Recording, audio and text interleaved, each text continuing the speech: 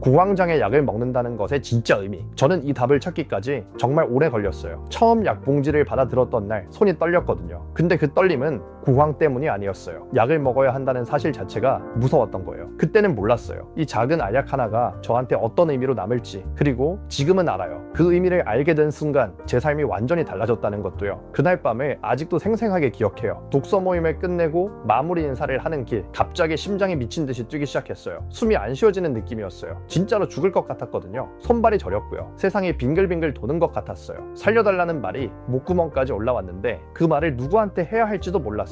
결국 병원에 갔더니 진단을 받았어요. 공황장애라고 하더라고요. 근데 진단명보다 더 무서웠던 건 그 다음 순간이었어요. 의사 선생님이 약을 처방해 주셨거든요. 약을 받아들고 집에 오는 길이 그렇게나 서러웠어요. 나는 이제 약을 먹어야 하는 사람이 된 건가? 마음이 약해서 이 지경까지 온 건가? 그런 생각이 머릿속을 떠나지 않았어요. 주변에 이 사실을 말할 수도 없었어요. 다들 저를 멀쩡한 사람으로 알고 있는데 괜히 이상하게 보일까봐요. 정신과 약을 먹는다니 정상이 아니라 이상한 취급받을 것처럼 보였어요. 결국 저는 밤마다 이불 속에서 살려달라고 속으로 빌게 되었죠. 그때부터 뭐라도 해야겠다는 마음으로 이것저것 찾아다녔어요. 상담도 받고 호흡법도 배워보고 명상 영상도 따라 해봤어요. 마음을 다스리는 책도 몇십 권은 사서 읽었어요. 근데 이상하게 그 순간에는 좋아지는 것 같다가도 다시 공황에 오면 배운 게 하나도 소용이 없었어요. 오히려 숨을 잘 쉬어야 한다는 생각 자체가 압박이 됐어요. 그러다가 숨이 더 가빠지고 그게 또 불안으로 이어지고요. 가장 힘들었던 건 약에 대한 마음이었어요. 약을 먹으면 낫는다는데 저는 계속 빨리 끊고 싶었거든요.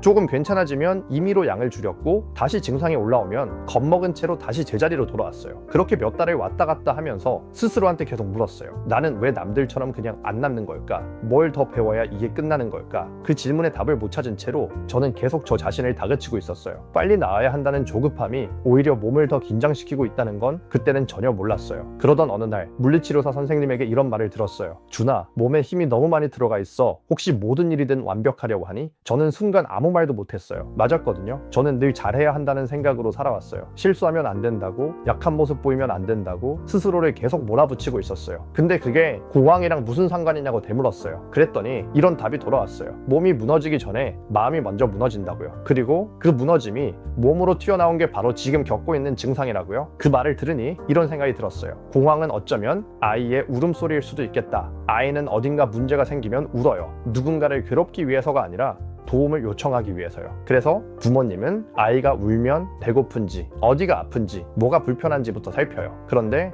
저는 지금까지 내면의 아이가 도움을 요청하는데 울음소리가 시끄럽다고 입부터 막고 있었어요. 제 몸이 그렇게 울고 있는데도 오랫동안 입부터 막으려고 했던 거예요. 이게 바로 제가 발견한 정신과 약을 먹고 있던 제 행동의 진짜 의미였어요. SOS 신호를 무시한 채 무작정 억누르고 있었다는 거예요. 솔직히 말해서 이 사실을 알고 제 자신에게 미안해서 정말 큰 충격을 받았어요. 잠깐 선물 하나 드리고 갈게요. 과거에 저와 비슷한 처지에 있는 분들을 위해 지긋지긋한 공황장애를 극복한 저만의 노하우를 정리한 영상인데요. 궁금하신 분들은 고정 댓글을 확인해주세요. 약을 대하는 마음이 달라지고 제일 먼저 알아차린 건 아주 사소한 거였어요. 아침에 눈을 떴을 때 심장 소리에 신경을 안 쓰고 있더라고요. 예전엔 눈 뜨자마자 제일 먼저 확인하는 게 심장이었어요. 오늘은 괜찮나? 오늘은 안 오나? 근데 그날은 그냥 일어나서 세수를 하고 있었어요. 그 다음엔 약속이었어요. 예전엔 사람 많은 곳에 가는 약속이 잡히면 며칠 전부터 그 생각만 했어요. 근데 이번엔 약속 날짜가 다가오는 줄도 모르고 지나갔어요. 물론 증상이 완전히 없어진 건 아니었어요. 가끔은 여전히 가슴이 답답해지는 날이 있었고요. 근데 예전이랑 다른 게 하나 있었어요. 예전엔 그 증상이 오면 세상이 끝난 것처럼 굴었어요. 하지만 이젠 그냥 이렇게 생각해요. 아, 오늘 좀 무리했나 보다. 그러고는 하려던 일을 계속했어요. 그렇게 몇 달이 지나고 나서야 알았어요. 제가 저를 대하는 방식이 완전히 달라졌다는 걸요. 이전까지는 무심한 태도로 가혹하게 밀어붙여 왔지만 이제는 다정한 마음으로 나를 되살펴주기 시작했어요.